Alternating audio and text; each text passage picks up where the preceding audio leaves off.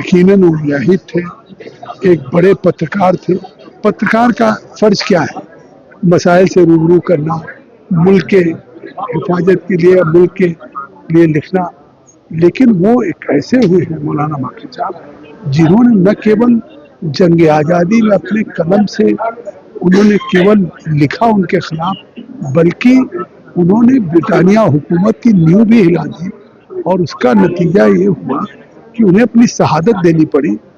ये मुल्क हमेशा उनको याद करेगा कि पहले ऐसे नामानिगार, पहले ऐसे पत्रकार हैं कि जिन्होंने केवल अपनी कलम से लिख करके और जंग आज़ादी में अपना योगदान नहीं दिया, बल्कि उन्होंने अपनी शहादत भी दी।